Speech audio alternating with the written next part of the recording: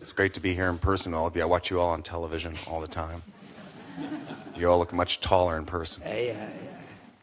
In many parts of the world, the term refugee has unfortunately become politicized, despite the fact that refugees are real people with real stories.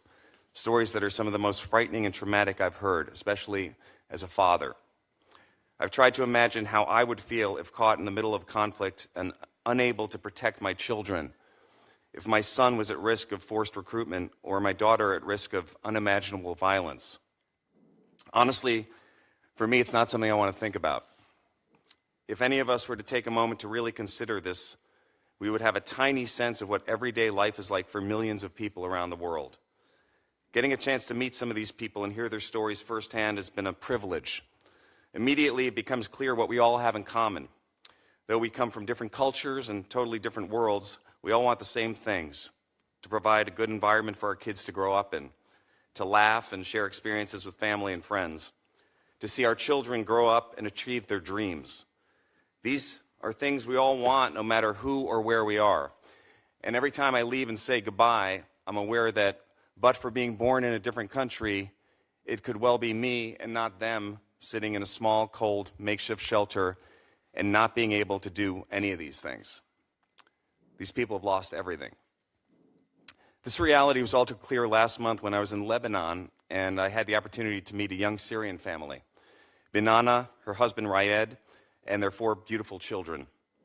They've lived in Lebanon as refugees for 8 years now and have desperately struggled, constantly moving and constantly looking for work. Rayed has resorted to trying to sell his kidney on Facebook. And last year, when Binana was pregnant with her youngest child, a friend suggested she sell her baby to help make ends meet. Binana didn't do this, but the suggestion sheds light on the family's desperate circumstances. Their children, including amazing 8-year-old twins Yazan, a boy, and Razan, a girl. These 2 kids were very special, and I was very affected by Yazan's courage. He, just a very sweet boy, and he overheard his parents talking about their struggles, and he offered to help by selling vegetables on the street for income for the family. And he's just a very little kid, and his parents didn't want him to work, but he insisted, telling them that it was better than begging. And his father, Rayed, explained that Yazan is an excellent salesman. And so I asked him, I said, "What makes you such a good salesman?" And he said he's good at selling because he's so cute. And while his response was funny and it made me smile, the fact that he's working as a young child, missing out on school, and often going to bed hungry is a reality that's all too common for refugee children.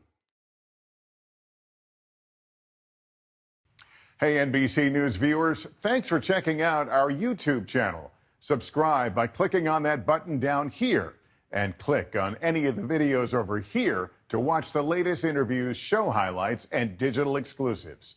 Thanks for watching.